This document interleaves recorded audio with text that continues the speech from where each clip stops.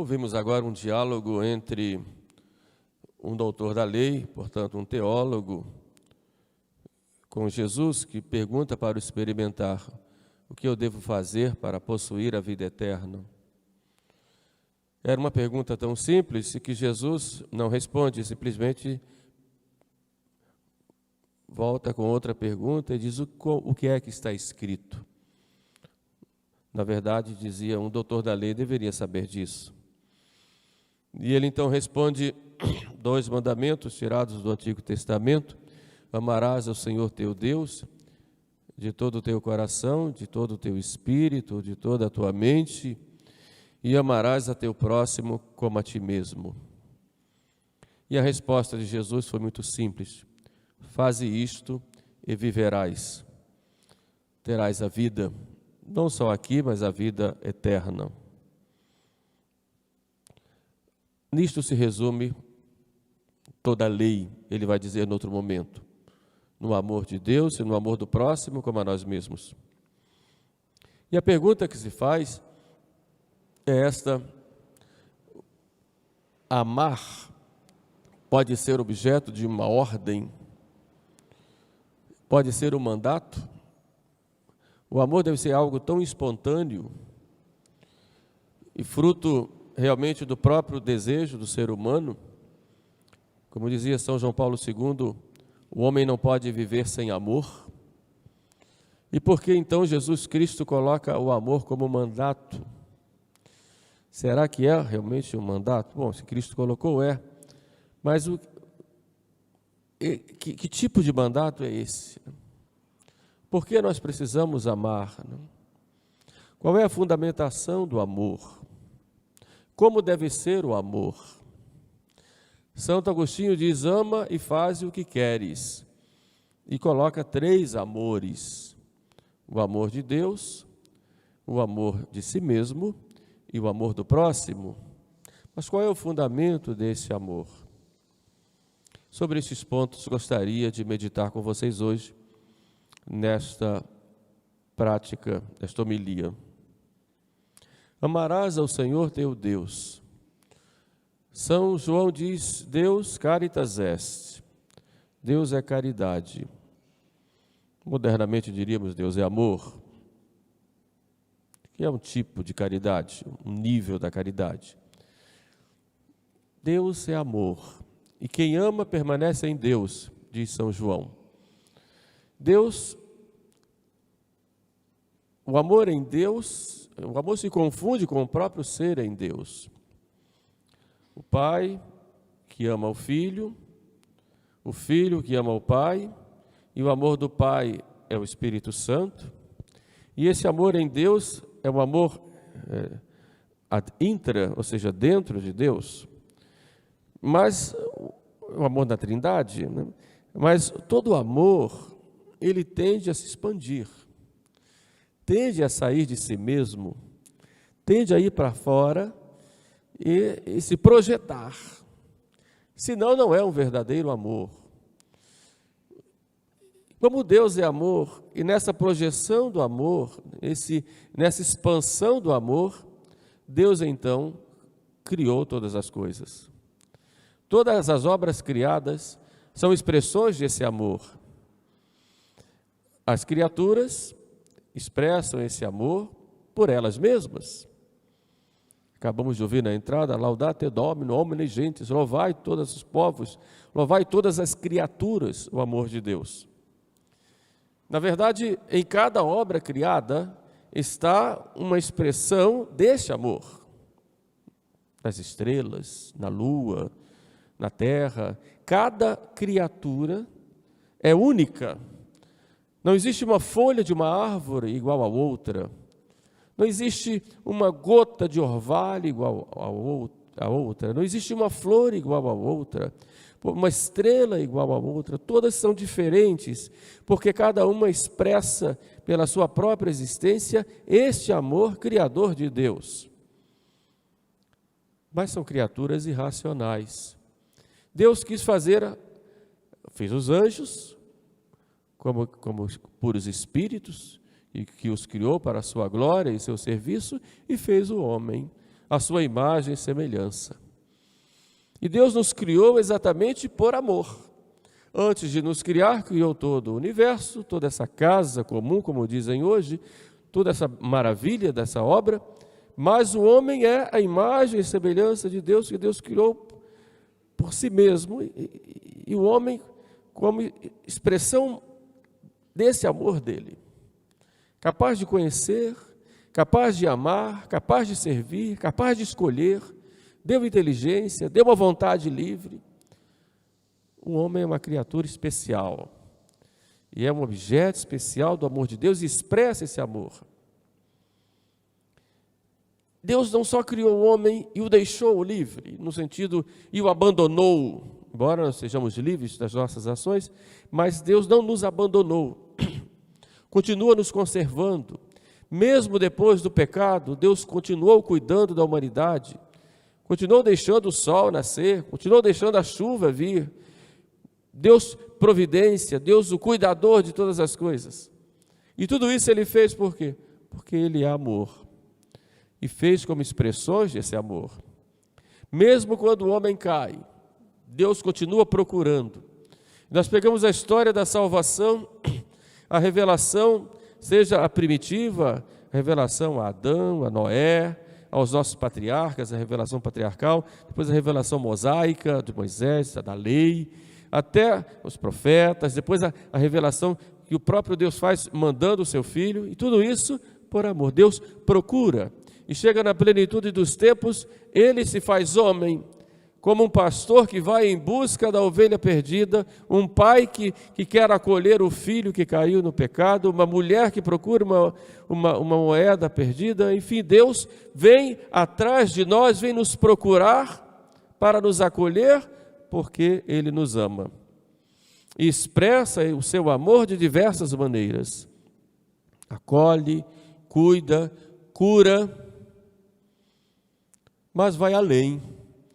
Deus se entrega a si mesmo. Jesus próprio nos diz, Deus amou o mundo de tal maneira que deu o seu Filho unigênito. Deus como que se volta contra si mesmo para se doar pelos homens na cruz. Deus se volta contra si mesmo por causa do amor que tem a cada um de nós. E para tornar perene esta oferta dele na cruz, ele institui o sacramento do amor, a Eucaristia, que é a expressão máxima deste amor. Ele não contente em mostrar o seu amor de diversas formas, fazendo-se homem, pregando, ensinando, cuidando, morrendo na cruz, ele quis ficar em nós numa entrega perene, constante até o fim dos séculos, no sacramento do amor que é a Eucaristia, renovando em cada Santa Missa aquele mesmo sacrifício, como vítima que é, em cada Santa Missa, em cada altar, e se entregando a cada um de nós com um fim único, de unir-se a nós. Quem come a minha carne e bebe meu sangue, permanece em mim e eu nele. E eu o ressuscitarei no último dia. São expressões desse amor de Deus para conosco. Santa Afonso Maria de Ligório escreveu uma obra muito simples, pequenininha, chamada de Prática do Amor a Jesus Cristo. E começa nessa obra falando desse amor, né? E fala, por exemplo, de Santa Inês, que atraía, era muito linda, a menina atraía muitos jovens de Roma, queriam se casar com ela, e ela dizia: deixem para lá, porque eu já tenho alguém que me ama muito antes de vocês. E eles ficavam curiosos: meu coração é de quem? Esse coração é de quem dessa moça? O coração era de Jesus. Uma Santa Maria Madalena de Pazzi, que era carmelita, achava até interessante que ela beijava as paredes do convento, dizendo: de quantas coisas tu me livras, né? Tu me proteges. Mas ela pegava as flores lá dos jardins do convento e ficava admirada, e no seu êxtase olhava e dizia: o meu Deus pensou em mim quando criou essa flor. Ou aquele santo que batia com o bastão no campo, nas plantas dizendo calem, eu já escutei, eu sei que Ele me ama, porque Deus nos ama. De modo que o amor de Deus, Ele é infundido em nós pela graça, quando nós somos batizados, recebemos este amor, de modo que essa virtude ela é infusa e que tem como objeto o próprio Deus. Nós temos que amá-lo então. O amor aqui não é um mandamento apenas, mas é uma resposta a alguém que nos ama. São Paulo, ele emocionado, muitas vezes chorando, dizia: Ele me amou e se entregou por mim. E adiante, ainda que eu falasse as línguas dos anjos e dos homens, se eu não tivesse a caridade, isso de nada me adiantaria. É preciso, então, viver esse amor. Um amor que contempla Deus, um amor que procura se alegrar com a presença de Deus, um amor complacente, como diz São Francisco de Sales, mas um amor que procura se identificar com Deus. Mas como isso? Identificar a nossa vontade à vontade de Deus. O amor nosso para com Deus é um amor de gratidão. Obrigado, Senhor. É um amor de louvor, laudate Domino, louvai o Senhor. É um amor que se alegra na contemplação das suas maravilhas. É um amor que une a nossa vontade à vontade dele, que se manifesta de diversas formas. E é um amor que se abandona totalmente a ele. É este o amor que fundamenta toda a nossa existência de cristãos. Foi este amor que transformou o mundo. Foi este amor que fez dos bárbaros homens dóceis. Precisamos então amar. E esse amor, como eu disse, nos leva à conformidade com a vontade de Deus. Mas como isso? Eu quero fazer sempre a minha vontade, mas o amor a Deus me leva a fazer a vontade dele. Como diz Santo Agostinho, ama e faz o que queres. Vou pagar o amor de Deus com o meu amor por ele. E vai se manifestar no dia a dia. Ele em primeiro lugar. Vai se manifestar quando eu converso com ele pela oração, quando eu recebo na Eucaristia, quando eu procuro conhecê-lo, quando eu procuro contemplar as maravilhas que ele faz nas vidas dos santos, quando eu procuro conhecê-lo na sua doutrina, no catecismo, conhecê-lo na sua igreja, quando eu o coloco como centro da minha vida. É este amor que é o fundamento da vida do cristão. Tudo vem daí. Amo em Deus. Amo por Deus. Amo para Deus. Mas há um segundo amor que fala Jesus e que Santo Agostinho expressa como o amor de si mesmo. Mas podem me perguntar, mas como é preciso amar a si mesmo? Sim. Mas não é o mesmo Jesus que disse: quem quiser ser meu discípulo, negue-se a si mesmo, tome sua cruz e siga-me. Mas por que eu tenho que amar a mim mesmo? Não seria apenas um começo do amor que depois tem que ser transformado? Não. O fundamento do amor de si mesmo é o próprio Deus. Quando eu falo amar a si mesmo, não estou falando desse egoísmo cego de alguém que se coloca como centro das coisas. Egoísmo vem de duas palavras, ou dois termos, né? Ego é eu em latim, ismo é um sufixo também latino, que significa movimento. Portanto, egoísmo é o movimento para si mesmo. assim como egocentrismo é quando se coloca como centro. Não é esse amor em que se coloca como centro, como se fosse o próprio Deus. Não.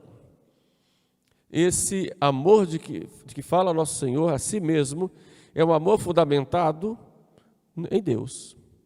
Eu me amo porque Deus me ama. Porque Deus me fez existir. E eu sou único.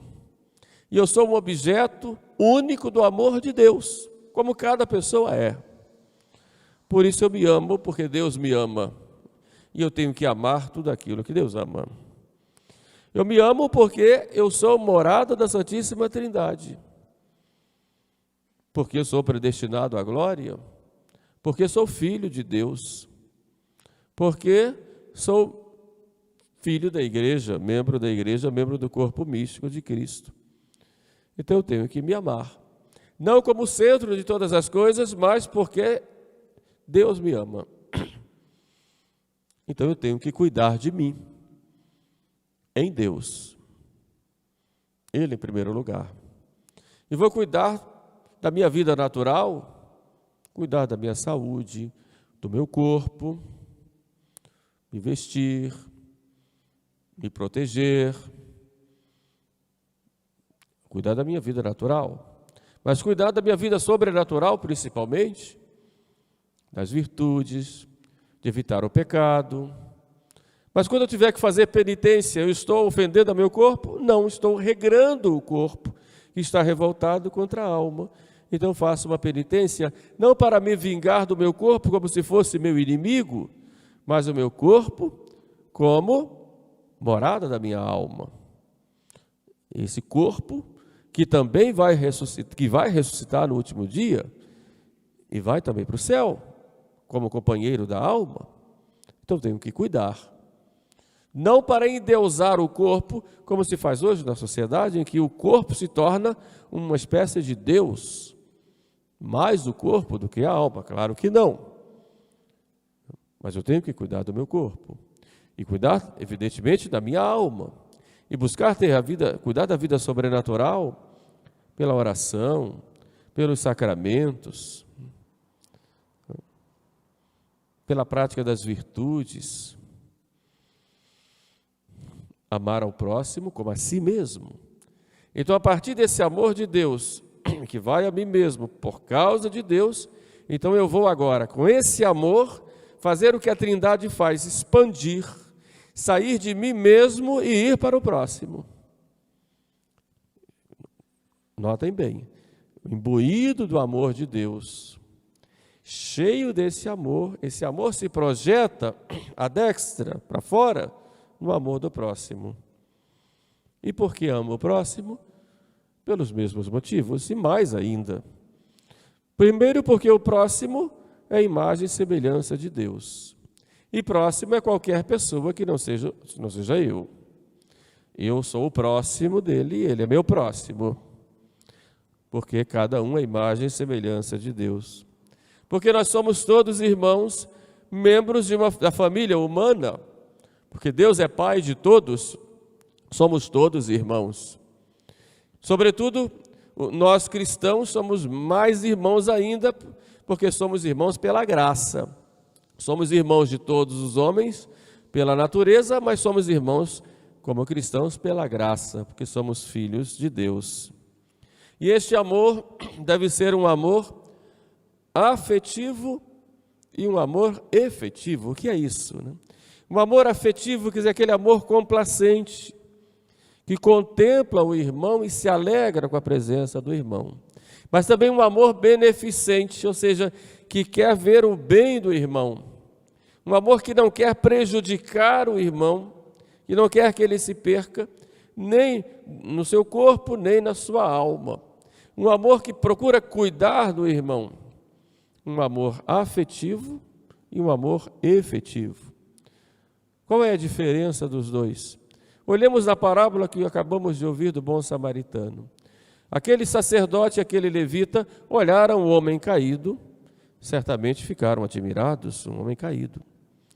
Mas eles não podiam tocar, não quiseram tocar, porque se eles tocassem não poderiam entrar no templo, ali tinha sangue, e quem tinha sangue era considerado impuro. Então, para não perderem a pureza legal, eles não tocaram naquele homem, por isso passaram adiante.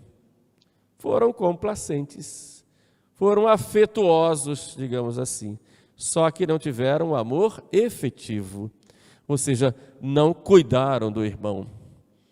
Nós temos que cuidar uns dos outros. Deus cuida de todos nós, mas Deus age em geral através de outras causas que nós chamamos de causas segundas, ou seja, Deus age através de outras coisas ou de pessoas. Deus cuida de nós através de nós mesmos. Ou seja, nós somos responsáveis de cuidar dos nossos irmãos. Então Deus vai cuidar através de nós. O sacerdote cuida de vocês? Cuida. Mas quem é que cuida de vocês? Deus. O sacerdote é um instrumento de Deus para cuidar. Então o sacerdote tem um compromisso com Deus e Deus diz, cuida deles para mim. De modo que quem está cuidando de vocês é Deus. O sacerdote está sendo esse instrumento de Deus para cuidar. O responsável por cuidar. Se eu não cuido, se o sacerdote não cuida, o sacerdote está indo contra o próprio Deus. Está impedindo Deus de cuidar dos seus filhos. Isso acontece com uma mãe que tem que cuidar do seu filho, um pai cuidar da sua família. Se ele não cuida, é negligente, ele está, num certo sentido, impedindo Deus de cuidar, porque Deus vai cuidar através das pessoas. De modo que, usando esse raciocínio, nós vamos ver que todos nós somos responsáveis uns pelos outros. E devemos cuidar uns dos outros. E cuidar não apenas dando um prato de comida, que é importante e necessário, e é um direito natural, da própria natureza, até os animais comem, não é possível que o homem não coma, seria um absurdo. Mas o cuidado com a vida espiritual do outro, através do nosso exemplo, do nosso conselho, das nossas atitudes, dos nossos gestos. Então nós temos esse dever social de cuidarmos uns dos outros, por causa de Deus, porque Deus cuida, repito e insisto, através dos próprios homens, independente de quem está sendo cuidado. Aquele homem que caiu lá era um judeu inimigo dos samaritanos. O samaritano não quis saber, foi lá e cuidou. Santa Teresa de Calcutá, lá em Calcutá, na Índia, onde o paganismo impera, ela não ia perguntar se o pobre acreditava em Deus ou não. Muitas vezes acreditava lá na vaca, que é um animal sagrado. Mas não importa, vai cuidar. Se aquela criança que está com fome ou está doente, ou aquele irmãozinho ferido, não importa. Importa que eu sou responsável por ele e também vou cuidar. Tanto quanto as circunstâncias me levem a isto. Essa obrigação de cuidar, todos nós temos, uns com os outros. Aqui na igreja, todos nós somos obrigados a cuidarmos uns dos outros. Temos esse cuidado através do bom exemplo, de uma palavra, da acolhida, do perdão, da paciência de uns com os outros, sobretudo em seus defeitos, suas dificuldades. Entenderam? O que fizestes ao menor dos meus irmãos, Jesus disse, foi a mim que o fizestes. E coloca isso de modo muito claro. E São João Evangelista é mais duro ainda. Aquele que não ama o irmão é homicida. Portanto, ele assassina o irmão porque não ama. Então nós temos que aprender a amar. E São Paulo vai dizer, o amor é paciente, o amor vem além das aparências, o amor não é invejoso, tudo perdoa, tudo suporta, tudo sofre, tudo crê, tudo espera. São as qualidades desse amor que são necessárias para nós que realmente o amamos. Foi isso que transformou o mundo. Foi este amor que Cristo pregou, a ponto dele dar o maior exemplo, morrendo na cruz por nós e se entregando a nós na Eucaristia, que transformou o mundo. É esta a pregação que a Igreja Católica fez e vem fazendo durante esses 2000 anos. durante esse tempo todo. Muitas vezes eles criticam a Igreja Católica na sua doutrina. Tivemos agora, por exemplo, essa semana, esta dor, a questão do aborto lá, da menina, lá no Recife. E os inimigos da igreja pegam esses fatos para se aproveitarem e combaterem a própria igreja, como se a igreja fosse contra a vida, usando de argumentos puramente sentimentais e sem nenhum lastro na própria realidade das coisas. Mas o que tem que fazer é atacar a igreja, porque a igreja é a única instituição que tem condições de combater o materialismo, o satanismo e todos esses movimentos que querem destruir a humanidade e escravizar o homem. É a única instituição que tem condição. Então, vamos combater contra a igreja. E combatem dizendo que estão defendendo a vida de uma menina, que deve ser defendida, como também a vida de um bebê, está lá no ventre dessa menina, que também deve ser defendido. Mas não estão importando com a vida, porque esses mesmos que condenam a igreja hoje, porque foi contra e é contra o aborto, são os mesmos que mataram milhões de chineses quando o comunismo tomou o poder lá na China, que mataram milhões de pessoas lá na União Soviética, quando o comunismo tomou o poder. São os mesmos que defendem um Che Guevara, que na ONU, quando tem a Revolução Cubana, vai lá e publicamente diz que quem for contra a Revolução tem que ser fuzilado. Isso claramente, tem que fuzilar. São esses que defendem a vida. São esses que são a favor do aborto. Porque, na realidade, são contra a vida.